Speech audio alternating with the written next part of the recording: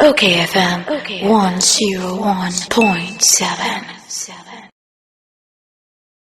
Na adia chia bia dwumadie ye chance ade ye ne se eya ye hye ye ho nkran se de Kwame Nkrumah kese eye no ne wonu aba Akosua Aboagye Akosua nhira na metremu ama Kwame Nkrumah kese ewe adwe na asem o ye de emamo enne no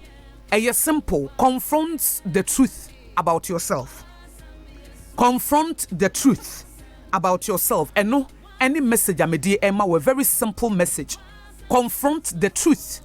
about yourself. You can't say confront the truth about yourself. As I say, one kasa no would do no kure Emma one kasa wo no kure bia e fa ho no. As I say, one kasa wo jitum na what me aye ho adwuma. E say ade ba ko a ye hu ne se nipa bebre no a. Enema wo mo to so sini no wo mo anyi ntum. Da bia o mo make excuses. Wo mo de niam bi ayi wo mo ho ano. Nanso, if you don't confront the truth about yourself, abrabo no wuntimi nko wanim. Wo bi wa wo hye se de na abrabo asia to ape na wo gina fa ko a da bia wo tenetene ne nsa wo nkrofo so na otimi se nipa we no eye wono ankasa na wo niam bia wo to sini wono ankasa na wo suban bia tan a esese nko ye ho adwuma nanso wonya krado se suban tantan na se suban fon no wo be hye na wotutu afiri ho na abo na ma na brabo na konanim eti da bia wo tenetene ne nsa wo so na no na mani abayiwa bi di nkomo sian sisa Akosua wo 45 years you enka me ma metiase a enko be ma misika ya adwuma na msi enti nka ma metiase a 45 years ka ma me besa ma musika ya adwuma nka 45 years ya enka sabre nka beto bibia ma me adie no ena wo de wo boso bo se nka ma metiase a enka wo bekọ no ho akọji sika de ya adwuma obapa hwe wabrabom edie nti wo maye tupe obi wo kora ne manso be makura adwane agya no eso no nko na hwe nkode wo maye tupe a wo mo nyini edie nti na wo nko a wo nam so da bia ho kire wo edie nti na wo nko nipa ba akofo wo mamienu wo manyini awie because wo won tema as a teenager eti wo 45 years no wo bucket one kora wo polytechnic a wo bi na ehwe no ama wo nko a na anam ho adenti na da bia ho kire wo adenti na da bia wo friend crofo sesre musika. Confront the truth about yourself. Nenam se wono ampese wo beje ne mfom so atum no hu se de osi bo na brabo ne nye ewi se nipa ba akofo a wote a wo makora no nkrofo na hwe wo nuanom na hwe wo mama wo na nko a no da bia ho kire ne abenidie wo so a woje ho ba bia enye ya na se wo hwe wabrabo mu ye na busa asenti adwuma na wo ye no sika kakra ba wo nsem ode na wode ye eya wodi bisie atoto ne ade firifiri enu nti na mo wabrabo ato ape no eti to da bia wo hwe wabrabo mu a enema bia enkoyie no efiri wa nanso wotenetene wonsa won krofo sunti no ema won kowanim nanso if you don't take 100% responsibility for your life you will not grow. If you don't confront the truth about yourself you will not grow. Ebre bia wo be defensive obi be hu bibi wo ho no be yi wasute se ade de enye sa wo subanfun yi ema asem ne ade a wo ye ne nsan wie yi ese wo kidney a wo de be ya no be ma de ye boyese ye menom nsa na bema de bema ben wo betimi ahye ne ho so wo de niam bi yi wo ho ano na bonsam so target wo hu se ho no wo mbre nti de ho no na bese wo enti ne hwe wabrabom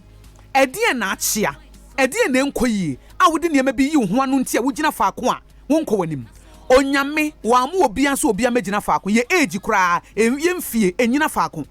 ade achi ade san ye nyini afi bia wo de ayi afi baako a nyame edema wo tifiri so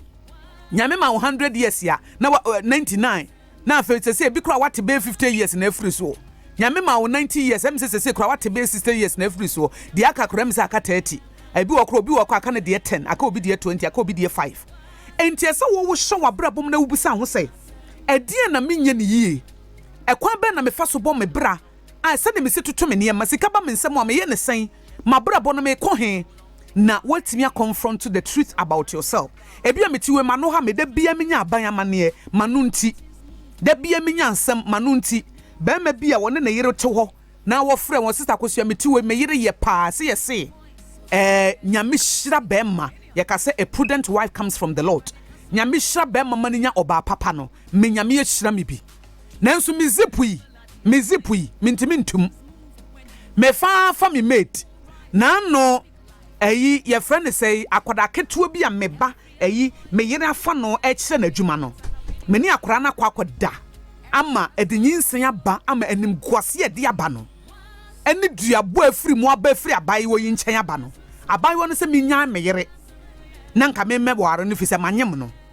na se manya meyere a obeku meyere he dia kwakofa ba wo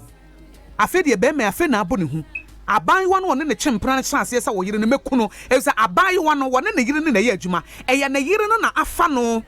afiri wo hiam ena wo se wo kire na adwuma wo atie fo mu nti asem ya mekan yo na yire ne ye ni papa se bema na di adanse kire me se nyankopon ebe hyira bema me na nye wo ba papa no wanya bi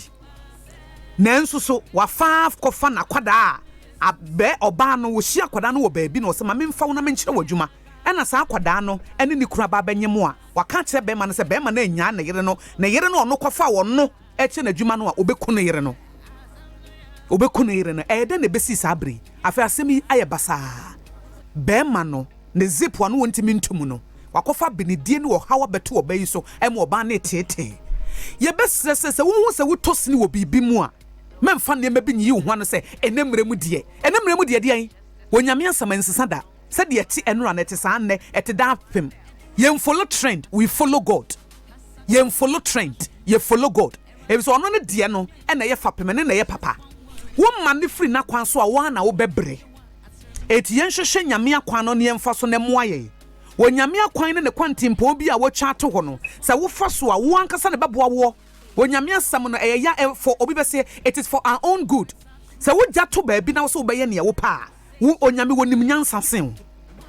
onyame onim nyansa esen it is ono kasa fa bonkum wo hu se wono ne de ne yesen se wo ni fa na wo pesa wo fa no eti yenyan se enemrem de ye de yan enemrem ye de yan enemrem no ene de yan so atiase enemrem no omo ka enemrem no omo nim nyansa sen yankopon eti ye bese se nukuredie bi e fa ho ne gitum wo wasinto bi wano ne hawo wo nsa ne hawo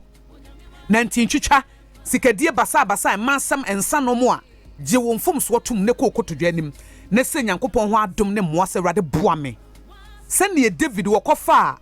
eye Uriah yere ne da ye wie ya prophet Nathan ba ne so na obe confronto no na David ko de kotodwa nim eye read Psalm 51 empire ba David boy ese nyankopon ho adom se rade fa me bone cheme sa na sesa wo ye ese wo gitum se de David gitum no David wo gitum no yante biem so akwakofo obi ayere yante biem na enso ye na oto na afa nkrofo yere nom ene wonyi ntumu na aye na ne obi ayere ene nemremu die wo downfall ena eba no wamna na wututu no na wo ankasa wo betum etiene confront the truth about yourself eno ne afutu amede ma wo ewo ade achia bi adwumadie so na the obokrata hodododo no anso abagya so a make am say motivational message amede som wa no pai eye this way chocolate drink wo mo ena eboye chidom ema no edimu this way de say wo somu a wankasa wo bedi adanse se bibia eye fine bibia nso ekoyie kama na the obokrata ne bia bana ansana no ye ba ne de ne mboboso no ye de okayfm 101.7